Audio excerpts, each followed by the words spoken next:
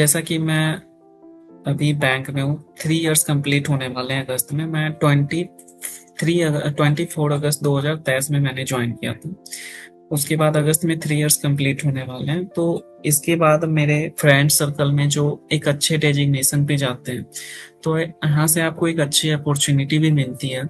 जैसे कि आप, बैंक ऑफ अमेरिका है, थाईलैंड में बैंक है, जो दुबई का बैंक है, आपको वहां भी जाने के लिए ऑप्शन। तो मेरा गोल यही है मैम कि 2 इयर्स 3 इयर्स का एक्सपीरियंस और गेन करके 6 से 7 इयर्स का कंप्लीट होने के बाद मैं आउट ऑफ कंट्री के, अदर कंट्री के बैंक में, फॉरेन बैंक में मेरा जाने का गोल है। और वहां से एक अच्छा, मतलब कि नॉलेज गेन करना है। ये काफी अच्छा आपने प्लान एवरीथिंग आपने काफी अपने लाइफ में सॉर्टेड रखा है। आपने एडमिशन ले लिया, आपने मेरा ट्रेनिंग ली। माइंडसेट क्लियर है मैम कि कहाँ क्या करना है। Very nice.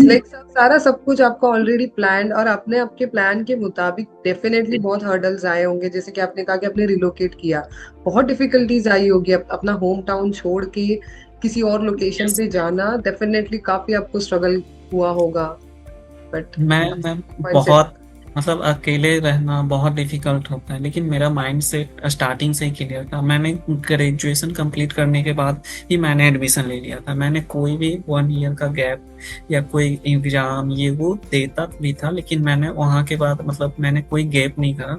तुरंत मैंने जस्ट एडमिशन लिया, उसके बाद मैंने प्लेसमेंट किया था। Okay. I really wish you all the best कि आप आपके लाइफ में आपने जो ड्रीम देखा है अपने लिए, आप डेफिनेटली वो अचीव कर लोगे। हम हमारे सबके तरफ से आपको really wish you all the best कि आपने जो थैंक भी यू। सोचा होगा। बिकॉज जिसका माइंडसेट इतना क्लियर हो, जिसका फोकस इतना क्लियर हो, डेफिनेटली ही डिजर्व कि वो जो भी अपने लिए ड्रीम देख रहा है वो अचीव कर सके। तो यू रियली मेरा deserve mind that. Set starting से क्लियर था। लाइफ में स्ट्रेस स्ट्रगल सब मैंने किया। मैं बैंक में जब आया था, मैं 7-7 बजे खाना खाता था, कैश गिनते गिनते।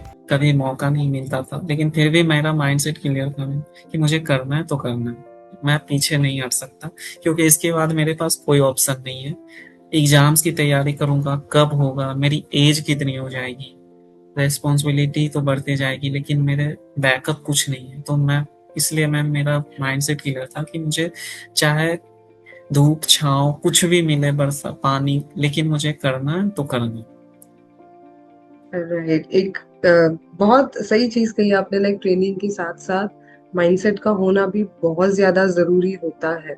ये आपने काफी अच्छी चीज कही। तो आपको क्या लगता है, जब आपके माइंड में थॉट आया था, आपके दोस्त ने आपको रेफरेंस दिया कि आईपीपी से कोर्स कर लो, तो डू यू थिंक कि उसकी बात सुन के आपने सही किया? आज आप जो लाइफ जी रहे हो। यस मैम, बहुत सही किया मैम। आज भी मैं उसका थैंकफुल करता हूँ। आज भी मैं उसको बोलता हूँ कि भाई, आज जो भी, अगर तुमसे जो मैंने रेफरेंस लिया या तुमने जो मुझे हेल्प किया, आज वो, उसकी कोई कॉस्ट नहीं है। हर कोई पैसा दे सकता है, हर कुछ दे सकता है, लेकिन एक अच्छी लाइफ में गोल, मतलब मुझे सेट करके कि दिया कि तुम यहाँ से आगे जा सकते हो। तो आज भी मैं उसका थैंकफुल करता हूँ। मैं जब जाता हूँ तो मिलता हूँ। राइट। काफी काफी अच्छा लगा आपसे बात करके। आप एक्चुअली, मैं खुद आपकी जर्नी सुन के बहुत ज्यादा इंस्पायर हुई हूँ। बिकॉज हर किसी की लाइफ में ना एक चीज मिसिंग होती है, दैट इज फोकस।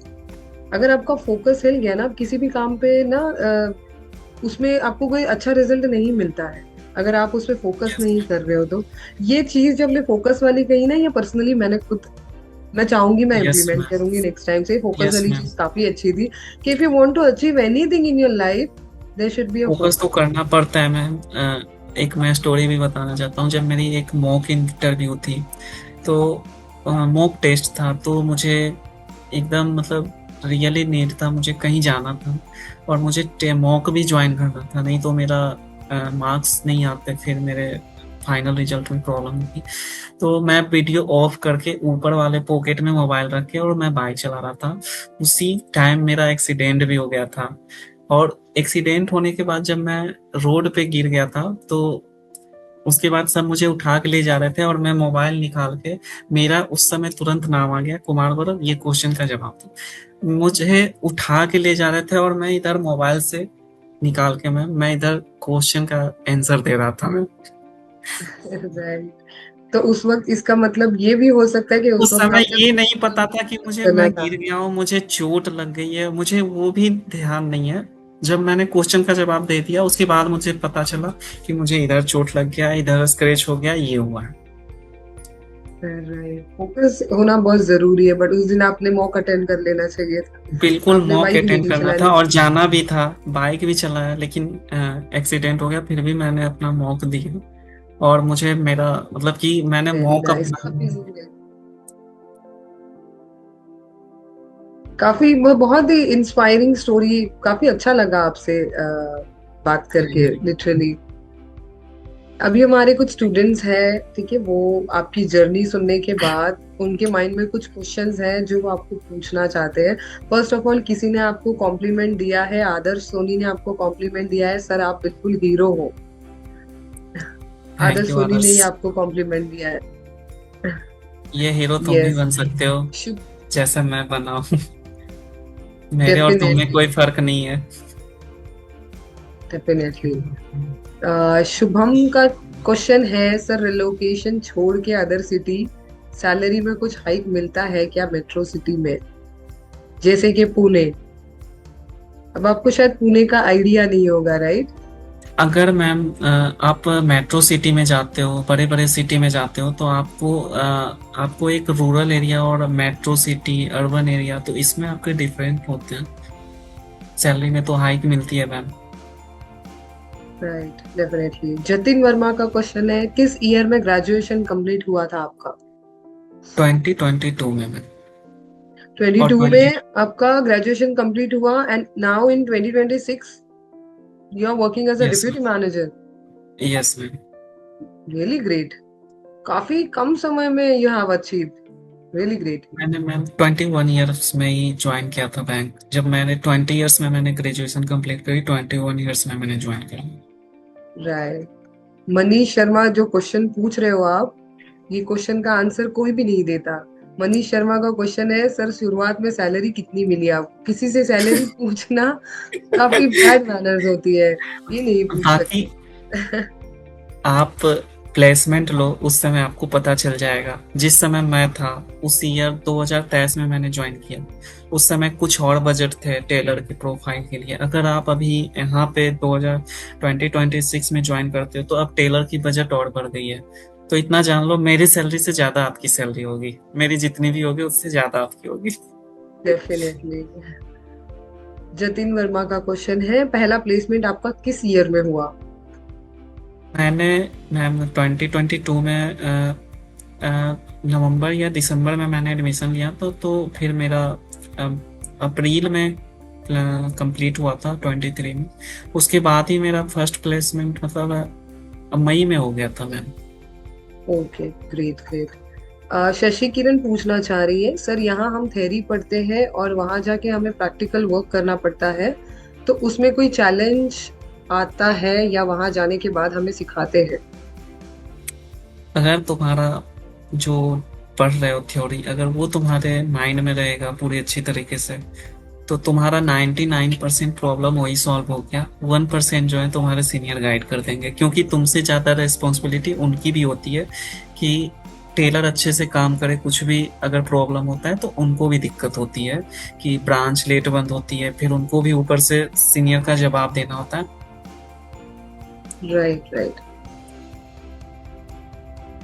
अक्षय का क्वेश्चन है, जो हमारे माइंड में इंटरव्यू को लेकर फियर है कि क्या पूछेंगे, कितना पूछेंगे, उस बारे में कुछ बताइए। फियर तो सबके माइंड में होता है इंटरव्यू को लेके।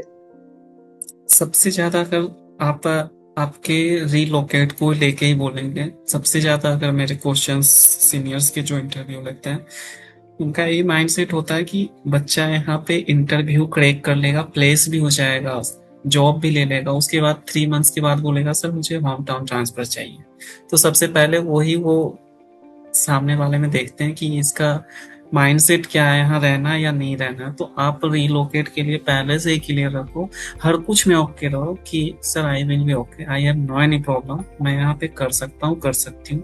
तो आपको कोई प्रॉब्लम नहीं होगी। सबसे ज्यादा आपको रिलोकेट के लिए ही मतलब क्वेश्चन किया जाएगा। राइट। डेफिनेटली। खुशनुमा का क्वेश्चन है कि आपने टेलर की जॉब कितने टाइम तक किया?